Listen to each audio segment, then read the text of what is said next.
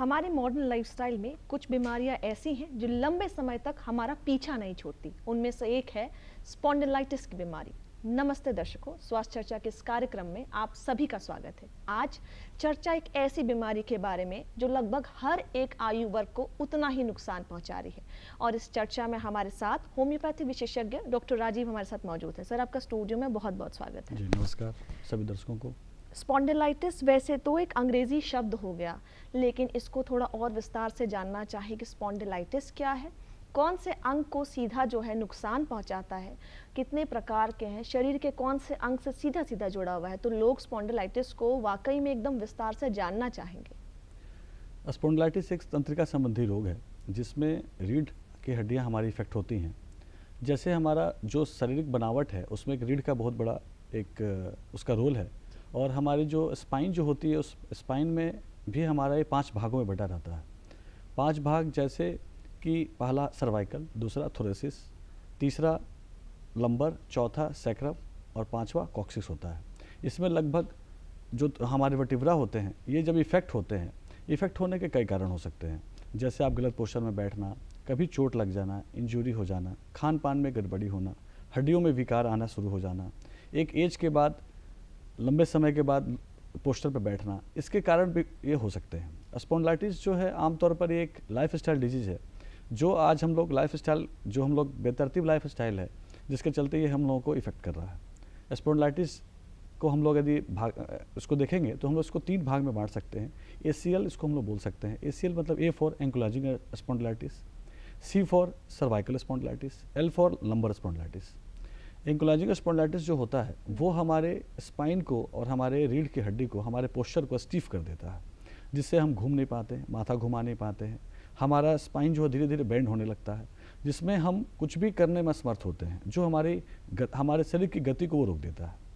Cervical spondylitis में सबसे पहले इफेक्ट जो होता है वो उसमें सर्वाइकल स्पॉन्डिलाइटिस में आमतौर पर देखा जाता है कि हमारे दोनों हाथ जो इफेक्ट होते हैं, कंधा इफेक्ट होता है, जिसमें आपको झिनझिनी, जिसको हम लोग टिंगलिंग बोलते हैं, नंबरनेस, सुनपन और दर्द, या आपको चक्कर भी आ सकता है, जिससे कि आपका दोनों हाथ में आपको ये प्रॉब्लम हो सकती है। कई बार हम लोग स्पॉन्डिलाइटिस के शिकार होते हैं सर्वाइकल के, लेकिन हम लोग हाथ का इलाज करा रहे होते हैं, नसों का इलाज करा रहे होते हैं, लेकिन वो इलाज आपका गलत डायरेक्शन में इलाज होता है। सर्वप्रथम आपको इस प्रकार के कोई भी लक्षण दिखे तो सबसे पहले आपको एक सर्वाइकल का एक्सरे कराना चाहिए, जिसमें कि x ray of cervical spondylitis, AP और लैटरल व्यू आपका उसको देखना चाहिए, जिससे पता चल सके कि सर्वाइकल का जो हमारा जो पार्ट है वो कितना इफेक्टेड है और कौन कौन सा पार्ट हमारा इफेक्टेड है, तो इससे आपको पता चल सकता है। दूसरा जो है कि हमारा आ गया लंबर स्पॉन्डिलाइटिस। तीसरा जो है तो लंबर स्पॉन्डिलाइटिस में हम लोग देखते हैं कि आमतौर पर हम कभी गिर गए, कभी चोट लग गया, या कभी गलत पोस्चर में हम लंबे समय तक बैठे रह गए, या हमने कोई भारी सामान उठा लिया, कभी हमें इंजरी लगी हो, कभी हम एक्सीडेंट मेरी हो गई हो, तो इसके कारण से लंबर स्पॉन्डिलाइटिस होता है, जिसका इफेक्ट सीधा इफेक्ट आपके दोनों पैरों पे होता है। दोनों पैर में जैसे हम लोग सुनते हैं साइटिका पेन, साइटिका पेन के पीछे सबसे बड़ा एक रीज़न है लंबर स्पॉन्डिलाइटिस का। लंबर स्पॉन्डिलाइटिस जो होता है जिसमें हमारे जो 5 वर्टिब्रा होते हैं ये इफेक्ट होते हैं, ये इसमें ऑस्टियोफाइटिस जब बढ़ जाता है, इसका मतलब हड्डी का बढ़ना। हमारे वर्टिब्रा जब में जो हड्डियां होती हैं वो जब इंक्रीज़ करती है तो हमारे भेन को कंप्रेस करती है, जिसके चलते हमारे दोनों पैर में झिनझिनी, सुनपन, जलन, दर्द, असहनीय दर्द होता है। पेशेंट जो है सो नहीं पाता है, बहुत देर देर रात तक वो परेशान रहता है, वो छटपटाते रहता है बिस्तर पर, और वो इस बीमारी से जब ग्रसित होता है तो इसका दुष्परिणाम ये होता है कि उसके आने वाली जो दिनचर्या उसकी काफ़ी प्रभावित हो जाती है। क्या दर्शकों को ये समझ आ सकता है कि सर्वाइकल मतलब यहाँ से, तो क्या अंग से बता सकते हैं कि कौन सा हिस्सा सबसे पहले जो है? जी बिल्कुल। सर्वाइकल स्पॉन्डिलाइटिस हम लोग जो हमारा ये जो C7 जो होता है, जो हमारा 7 सर्वाइकल जो वर्टिब्रा होते हैं इसको हम लोग सर्वाइकल वर्टिब्रा बोलते हैं। थ्रोसिस सर्वाइकल के बाद का जो हिस्सा होता है, और लंबर जो हमारे कमर का जो पोस्चर है, ये हमारा जहाँ पे हमारा स्पाइन बैंड करता है, इसको हमको लंबर बोलते हैं।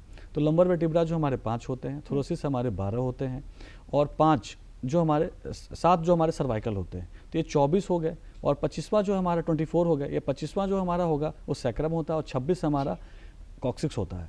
तो जैसे अल्फ़ाबेट में जैसे 26 अंक होते हैं, वैसे आप याद कर सकते हैं कि हम स्पाइन को यदि अपने नज़र से याद करना चाहें एट द ग्लांस, तो हम लोग 26 लेटर के तौर पे, वर्टिब्रा के तौर पे हम लोग उसको देख सकते हैं। तो ये आपने बताया कि किस तरीके से विस्तार में स्पॉन्डिलाइटिस है क्या।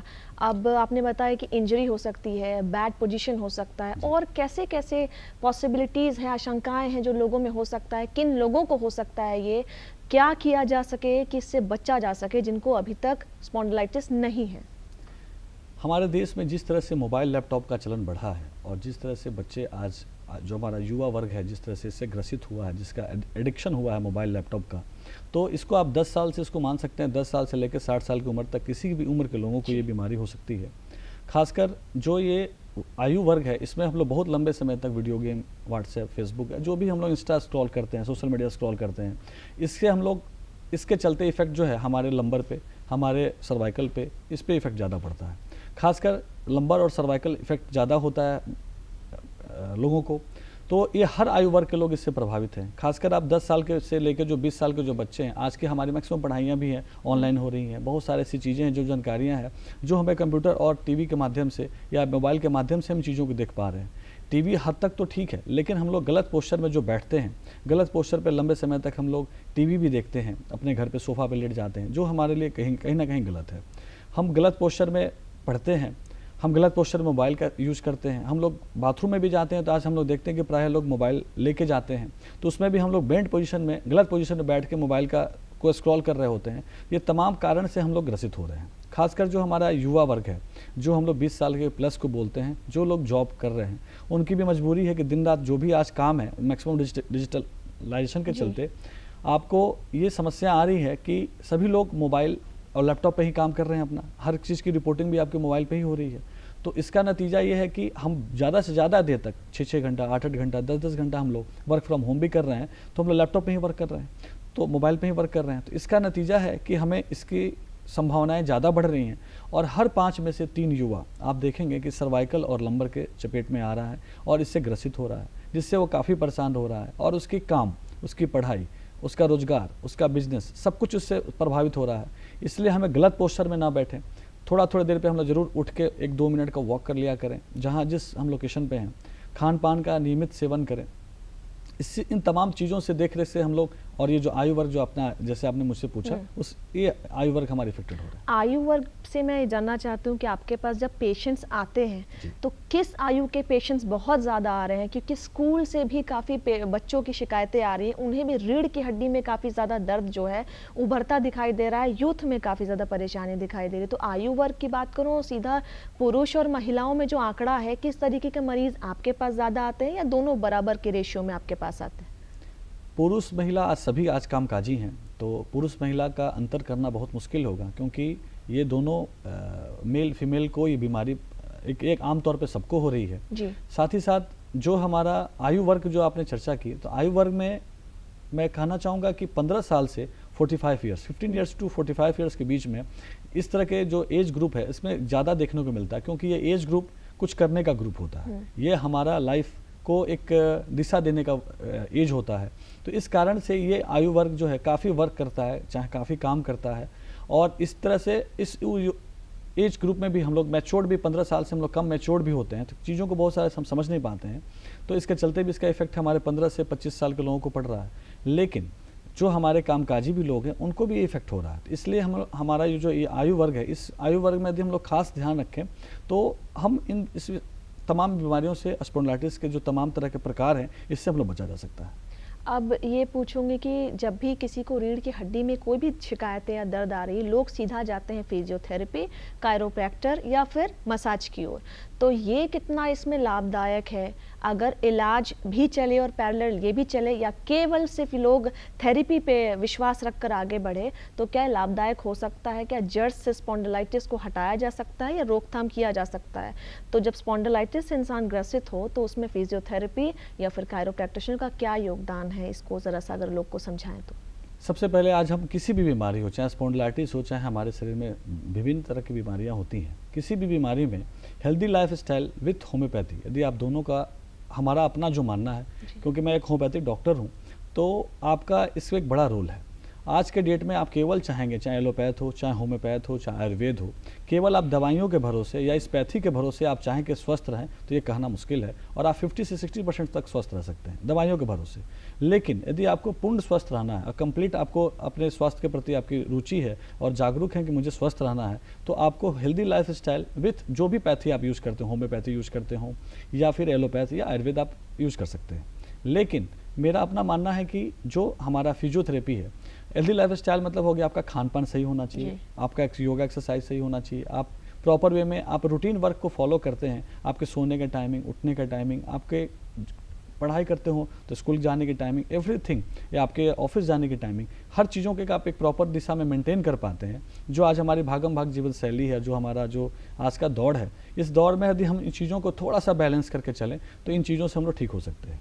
हमारा अपना मानना है कि मेरा जो अभी केसेस है कि मैं बहुत सारे पेशेंट एलोपैथ से रिटर्न होकर आते हैं। मैं किसी पैथी की बुराई नहीं कर रहा या मैं इसकी आलोचना नहीं कर रहा, लेकिन वहाँ पे दो ही इलाज है जो इसमें न्यूरो का लोग दवाई देते हैं। लेकिन होम्योपैथिक में एक ऐसा साइंस है कि आपके सर्वाइकल के विभिन्न जो हमारे जो मैंने 26 सर्वाइकल का भी 26 वर्टिब्रा का जो मैंने जिक्र किया, इस 26 वर्टिब्रा की अलग अलग दवाइयाँ हैं कि यदि C1 C2 दबा हुआ है, C3 C4 दबा हुआ है, L4 L5 दबा हुआ है, L5 S1 यदि प्रेस है, कंप्रेस है और वो हमारे वेन को कंप्रेस कर रहा है या उसमें स्लिप डिस्क की शिकायत है, तो अलग अलग वर्टिब्रा की अलग अलग होम्योपैथी में दवाइयाँ आती हैं।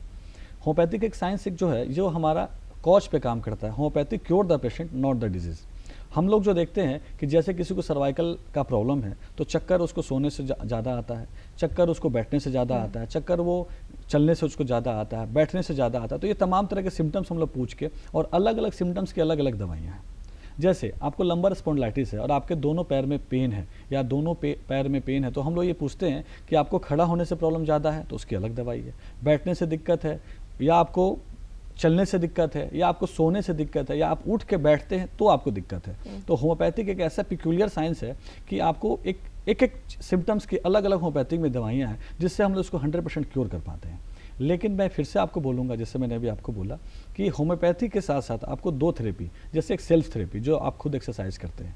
आप तमाम तरह के आज यूट्यूब चैनल पे देखेंगे, yoga for cervical spondylitis, yoga for lumbar spondylitis, yoga for ankylosing spondylitis. अब तमाम तरह की योगा आप देख करके, यदि आपके संपर्क में कोई योगा टीचर नहीं हो तो भी आप देख करके उसमें कुछ योगा स्टेप्स को जो आप कर सकते हैं प्रॉपर तरीके से, उसको आप एक प्रिंट आउट निकाल लें, जहाँ आप योगा करते हैं अपने घर में उसको वहाँ चिपका लें और उसको देख के उसको फॉलो करें। ये हो गया आपकी सेल्फ थेरेपी। दूसरा हो गया फिजियोथेरेपी, और आपने कायरोप्रैक्टर की बात की तो ये भी आपके काफ़ी मददगार हो सकते हैं। ये दोनों को सामंजस्य से आप 100% क्योर हो सकते हैं। मैं कभी नहीं कहता कि आप केवल थेरेपी से 100% ठीक हो सकते हैं, और मैं ये भी कभी नहीं कहता कि आप होम्योपैथी से भी 100% ठीक हो सकते हैं, क्योंकि दोनों का सामंजस्य जब तक चलेगा नहीं तब तक आप 100% क्योर नहीं हो सकते। होम्योपैथिक की अब बात करूँ तो होम्योपैथिक का इलाज तो आपने बताया कि हाँ स्पॉन्डिलाइटिस के लिए है, पर ये इलाज कितना आसान है? अगर प्री मैच्योर पेशेंट आता है, स्पॉन्डिलाइटिस बस उभर रहा होता है उनमें, तो इलाज किस तरीके से चलेगा? और जब बहुत ही क्रिटिकल श्रेणी में इंसान चला जाता है, क्योंकि आपने बताया कि चक्कर आता है, मरीज उठ नहीं सकता है, सर्वाइकल लंबर स्पाइन सब डैमेज रहता है, तो वैसे में किस तरीके का इलाज है होम्योपैथिक में? क्या उस वैसे पेशेंट्स का भी इलाज उपलब्ध है, और अगर है तो कितना आसान है? हर बीमारी का होम्योपैथिक में इलाज है। जैसे एक्यूट केस हो, जो पेशेंट के जो डिजीज़ को हम लोग दो केस में इसको करते हैं, वो एक्यूट केस है और क्रोनिक केस है। एक्यूट केस में हम लोग देखते हैं कि एक्यूट केस भी होम्योपैथिक से तुरंत रिकवरी होता है और क्रोनिक केस भी होम्योपैथिक से रिकवरी होता है। लेकिन हम लोग किसी भी पेशेंट के लास्ट चॉइस होते हैं होम्योपैथिक जो साइंस होता है। जब सब जगह से लोग जब थक जाते हैं तो होम्योपैथिक में लोग आते हैं, क्योंकि वो लोग को एक नाउम्मीद हो चुके होते हैं। डॉक्टर बोलता है आप थेरेपी करो, योगा करो, कोई भी काम जब काम नहीं करता आप ये न्यूरो की दवा खाओ। लेकिन जब वो लोग आते हैं हमारे यहाँ तो हम लोग उसको फिर पूरे एनालिसिस करते हैं, उसको रेडियोलॉजी के तौर पे, उसको ब्लड टेस्ट के तौर पे, उसको हम लोग फिजिकल जो सिम्टम्स होता है उसको हम सब कुछ कैलकुलेट करके तब हम लोग प्रिस्क्रिप्शन करते हैं। होम्योपैथिक एक जो डॉक्टर है एक प्रेजेंट, पास्ट और फ्यूचर आपके तीनों सिम्टम्स को लेता है, हिस्ट्री को लेता है कि आपको प्रेजेंट में क्या बीमारी है, पास्ट में आपको क्या प्रॉब्लम थी, आपको फ्यूचर में आपको ये हो सकता है। हम लोग तीनों चीज़ों की संभावनाओं को देखते हुए हम ट्रीटमेंट देते हैं, तो हम लोग सफल हो पाते हैं, क्योंकि हम लोग केयर नहीं क्योर करने का प्रयास करते हैं। क्योंकि केयर तो आप किसी भी दवाइयों से हो जाते हैं, लेकिन क्योर होने की संभावना कम होती है। तो आज के डेट में मैक्सिमम लोग केयर ही हो पाते हैं, क्योर हो नहीं पाते हैं। तो हमारा जो टारगेट होता है कि हम कॉज पे जाएं कि इस पेशेंट ये बीमार क्यों है, इस पेशेंट को ये बीमारी हुई क्यों है, इसके रीज़न क्या हो सकता है। तो हम लोग कारण का निवारण करते हैं, इसलिए होम्योपैथिक जो डॉक्टर्स होते हैं वो सफल हो पाते हैं बीमारी को क्योर करने में। तो जो हमारा होम्योपैथिक साइंस है, आपका एक्यूट केस भी हो यदि सर्वाइकल का हो या क्रोनिक केस आपको लंबर स्पॉन्डिलाइटिस का हो, तो दोनों केसेस में होम्योपैथिक साइंस आपको बहुत ही अच्छा और तुरंत इफेक्टिव रिजल्ट देगी, जिससे आप देखेंगे कि झिनझिनी आपको, जैसे बहुत सारे पेशेंट आते हैं कि डॉक्टर साहब मैंने दवाइयाँ बहुत दिनों से मैं खा रहा हूँ लेकिन मेरा नस का जो झिनझिनी ठीक नहीं हो रहा है। एक मोटर की तरह हमारा नस में हमारे पैर में चलते रहता है, एक हाथ में चलते रहता है। हमारी जो 10 फिंगर्स है इसमें नंबनेस है, हम कुछ पकड़ते हैं कुछ छूते हैं तो मुझे समझ में नहीं आता है। तो इस सबका स्थायी समाधान है होम्योपैथिक मेडिसिन के द्वारा।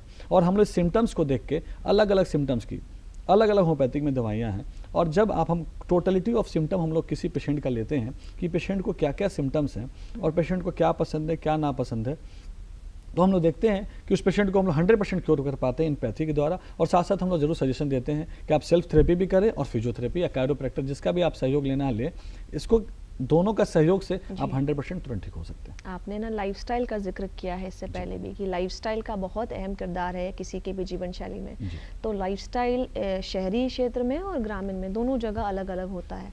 तो पेशेंट्स जब आपके पास आते हैं तो क्या लाइफस्टाइल अगर अच्छे लोग मेंटेन कर पाए, अच्छा खान पान रहे, जहाँ पे गाँव में अच्छा भोजन मिल पाता है लोग को, तो क्या वहाँ से भी ऐसे मरीज आपके पास पहुँचते हैं? क्या वो लोग कैसा, मतलब रेशियो कैसा है? क्या शहर के लोग ज़्यादा पहुँच पाते हैं? ग्रामीण में भी उतना ही लोग अफेक्टेड है स्पॉन्डिलाइटिस जैसे बीमारियों से, रीढ़ की हड्डी की दिक्कतों से? ग्रामीण से लेकर शहर तक मैं करीब 7 ब्रांच में चलाता हूँ। मेरा अपना जो अनुभव है पूरे भारत में, मेरा अपना अनुभव है कि हर तरह के ये ग्रामीण क्षेत्रों में या शहरी क्षेत्रों में बीमारी बराबर पाई जा रही है, लेकिन शहरी क्षेत्रों में ये बीमारी देखने को ज़्यादा मिलती है क्योंकि लोग यहाँ ज़्यादा एडिक्ट हैं मोबाइल लैपटॉप पे। वर्क भी यहाँ पे वर्क कल्चर भी वही है और पढ़ाई का स्टडी कल्चर भी वही है। तो इस कंडीशन में हम लोग उसको जो खान पान बताते हैं ग्रामीण को ग्रामीण परिवेश के अनुसार बताते हैं और शहरी को हम लोग शहरी क्षेत्र से बताते हैं। यदि हम बोलेंगे किसी पेशेंट को तुम कीवी खाओ यदि ग्रामीण क्षेत्र को, तो ये पॉसिबल नहीं है कि उसको गांव में कीवी मिलेगा। तो हम लोग उस हिसाब से उसको बताते हैं कि आप एंटी इन्फ्लामेटरी, मतलब आपको जैसे सर्वाइकल होता है तो हम लोग देखते हैं सूजन भी आती है हाथों में, पैरों की नसों में, हाथों की नसों में, तो हम लोग एंटी इन्फ्लामेटरी डिजीज जैसे जो खाने की चीज़ें होती हैं, जैसे हम लोग बोलते हैं कि आप तुलसी का सेवन करें, हल्दी का सेवन करें, आप अदरक का सेवन करें, लहसुन का सेवन करें, इससे आपकी चीज़ें इफेक्ट आपका जो इन्फ्लामेटरी डिजीज जो है आपको काफ़ी कम आएगा। दूसरा हम लोग ओमेगा 3 फैटी एसिड के बारे में लोग चर्चा करते हैं, तो हम लोग उसको सीधे सीधे बोलते हैं कि आप मछली खाने का प्रयास करिए। यदि आपको कोई स्किन डिजीज ना हो तो मछली खा सकते हैं, अलसी का बीज मिले तो उसका आप सेवन कर सकते हैं। तो ये तमाम चीज़ों से आप इसको सहारा ले सकते हैं। अब आज ये आपको इसमें प्रायः देखा जाता है कि कैल्शियम और विटामिन डी की भी कमी हो जाती है। तो कैल्शियम विटामिन डी के दूध हर जगह उपलब्ध है, दही हर जगह उपलब्ध है, सूर्य जो की किरणें हैं, जो हमारे जो सूर्य की रोशनी है वो हर जगह उपलब्ध है। तो दूध, दही, पनीर, इसका सेवन करके आप कैल्शियम और विटामिन डी की कमी को भी आप ठीक कर सकते हैं। हाइड्रेट अपने आप को रखें। हम लोग बोलते हैं थोड़े थोड़े देर पे पानी पिया करें। बहुत लोग बोलते हैं कि सर हमको पानी की प्यास लगती नहीं है। तो मेरा अपना मानना है कि यदि आपको पानी की प्यास कम लगती है तो थोड़ा थोड़ा पानी आप थोड़े थोड़े अंतराल पे, 1 घंटे के अंतराल पे हम लोग सिप करके पानी पीने के सेवन करें। तो ये जितनी चीज़ें हम लोग बताते हैं जो कॉमन ग्रामीण क्षेत्रों और शहरी क्षेत्रों में सबको ईजिली अवेलेबल है, तो ताकि हम कोई ऐसा चीज़ ना बताएं कि जो हम बता भी दें और वो पेशेंट खा भी ना पाए, तो वो भी आपका बताना व्यर्थ हो जाएगा। तो इसलिए हम इन चीज़ों को प्रॉपर हम लोग गाइड करते हैं और शहरी और ग्रामीण परिवेश के हिसाब से हम लोग उसको गाइड करते हैं कि आपको क्या करना चाहिए। उस हिसाब से पेशेंट ठीक भी होते हैं और सर्वाइकल और लंबर स्पॉन्डिलाइटिस का अच्छा समाधान होम्योपैथिक से हम लोग कर पाते हैं। स्पॉन्डिलाइटिस क्योंकि उभरती बीमारी है, हर एक आयु वर्ग में देखने को मिल रहा है। आपने भी जिक्र किया कि बच्चे जो हैं वो भी आ रहे हैं इस बीमारी के साथ, और अडल्ट तो पहले से इससे ग्रसित थे ही, उन्हें जानकारी सही नहीं पहुंच पाती थी। तो पेशेंट एजुकेशन बहुत इम्पॉर्टेंट है। पेशेंट्स को अगर पता ही नहीं है कि उन्हें बीमारी क्या है, कहाँ कब उभर रहा है, कहाँ इलाज करवाना चाहिए, तो ऐसे में पेशेंट एजुकेशन कैसे उन्हें मिलेगा, जागरूकता कहाँ से उन्हें लेनी चाहिए, कितनी जागरूकता उन्हें होनी चाहिए? अगर कोई भी इंसान रीढ़ की बीमारी से या फिर रीढ़ की दर्द से परेशान है तो उन्हें कहाँ सबसे पहले जाना चाहिए, क्या उपाय निकालना चाहिए? सर्वप्रथम हमने इसके लिए एक मुहिम चालू की है, फर्स्ट पैथी आयुष पैथी। हम देखते हैं कि फर्स्ट पैथी, आज हम लोग कोई भी बीमार हम लोग होते हैं, एक होम्योपैथिक डॉक्टर 20 आपका जो मॉडर्न साइंस है जो एलोपैथिक डॉक्टर के बराबर होता है। उसके क्लिनिक में हम लोग प्रायः देखते हैं कि आने वाला मरीज किस पैथी का होगा, किस साइंस का होगा, किस सिस्टम का होगा, ये हमें भी नहीं पता होता है। हम लोग हर प्रकार के सिस्टम का इलाज करते हैं।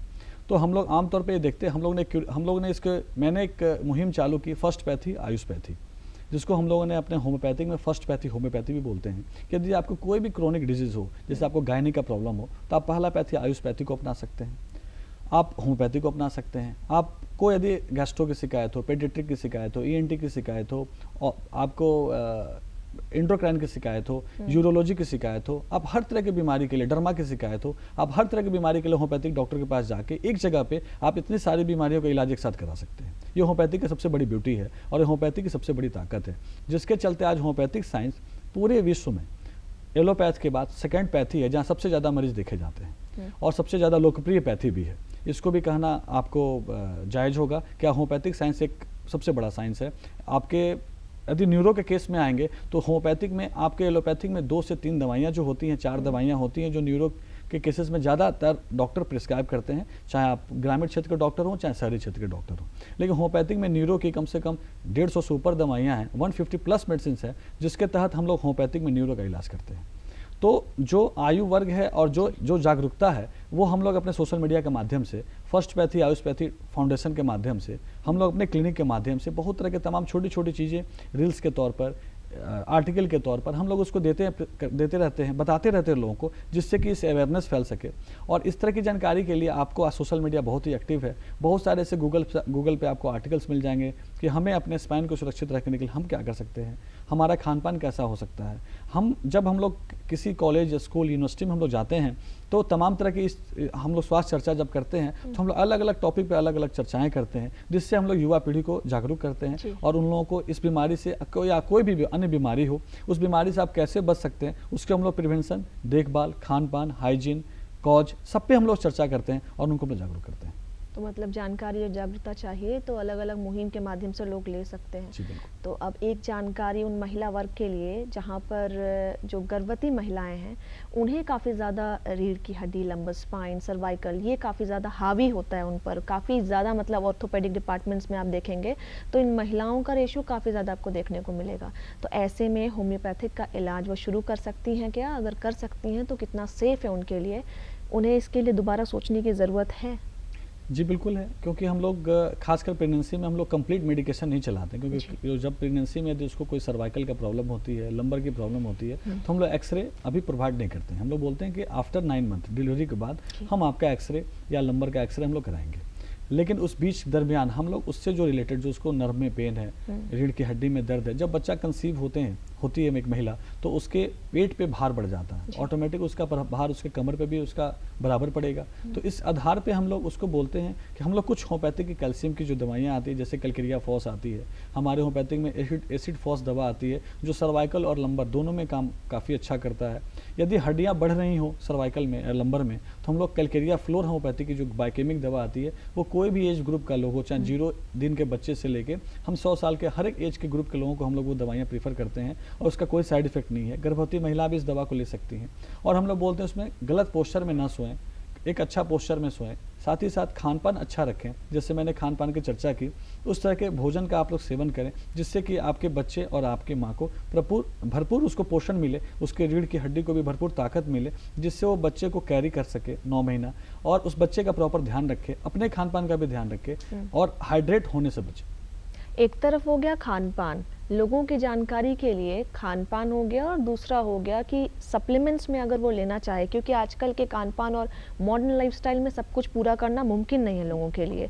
बिल्कुल हेक्टिक लाइफस्टाइल है, लोग आधा समय अपना पूरा दिनचर्या का 12 से 14 घंटा अपने दफ्तर में बिता देते हैं। तो अगर सप्लीमेंट्स की बात करूँ तो क्या ज़रूरी है लोगों के लेना, कौन से वाइटामिन उनके शरीर में जाना चाहिए, क्या शरीर उनका एब्जॉर्ब कर सकता है अलग अलग एज ग्रुप्स के लिए, अगर आप ये जानकारी दें तो बहुत ज़्यादा लाभदायक होगा। जैसे हमने अभी आपको चर्चा की कि कैल्शियम और विटामिन डी की हम लोग सेवन करें, साथ ही साथ ओमेगा 3 फैटी एसिड का सेवन करें, पानी खूब पिया करें। तो ओमेगा 3 फैटी एसिड हम लोग खान पान से भी मेंटेन कर सकते हैं, जैसे अलसी का बीज हो गया, हमारा मछली हो गया, और जहाँ तक हो गया कि दूध की जो दूध, दही और पनीर, इससे हम लोग सेवन करते हैं तो कैल्शियम और विटामिन डी की कमी को भी हम लोग दूर कर सकते हैं। ये सारे सप्लीमेंट्स लेना ज़रूरी है। और कोई जानकारी स्पॉन्डिलाइटिस के बारे में सीधा अगर आप लोगों को देना चाहें अपने अनुभव के अनुसार, जो आपने देखा है अभी तक, जो पेशेंट्स आप तक आ रहे हैं, पहुंच रहे हैं? स्पॉन्डिलाइटिस की जहाँ तक बात है तो मेरा अपना मानना है कि हम लोग हेल्दी लाइफ स्टाइल हम लोग रखें तो हमें स्पॉन्डिलाइटिस बीमारियों से दूर हो सकते हैं और गलत पोस्चर में ना बैठें। एक जो हमने आपको तरीका बताया, जो हमने इसको आपको उपाय बताया, इस सारे उपाय का यदि आप सेवन प्रॉपर करते हैं तो आप इन तमाम तरह के लाइफ स्टाइल डिजीज से बचा जा सकता है। लोग कहीं ना कहीं इसको गंभीरता से लेकर सीधा ऑपरेशन ऑर्थोपेडिक डिपार्टमेंट, शहर से बाहर जाने का, स्पाइनल क्योंकि पूरे बॉडी का जो है सबसे महत्वपूर्ण अंग है, कहीं भी डिस्टर्बेंस आता है लोग सीधा भागते हैं एलोपैथिक या फिर सर्जरी की ओर। तो इससे फिर भी मैं पूछूंगी एक बार, कैसे बचा जा सकता है? पेशेंट इसको गंभीरता से एकदम लेने के लिए मजबूर हो जाते हैं, तो अगर उसको पहले निजात चाहिए, प्री मैच्योर स्टेज पर हो तो कब उनको एक्ट करना चाहिए, कब उसका इलाज शुरू कर देना चाहिए? कौन इसकी शुरुआत कहाँ से होती है? सबसे पहले हमें कभी भी स्पाइन की कोई प्रॉब्लम हो, जब तक आपको मतलब हेवी इंजरी ना हो, ब्लड का कोई प्रॉब्लम ना हो, कभी एक्सीडेंट नहीं हुआ हो, तो तब तक कोई भी स्पाइन का ऑपरेशन नहीं कराना चाहिए। इसकी तमाम होम्योपैथिक में दवाइयाँ हैं, तमाम तरह की फिजियोथेरेपी से आप इसको ठीक किया जा सकता है, होम्योपैथिक दवाइयाँ खा के ठीक किया जा सकता है।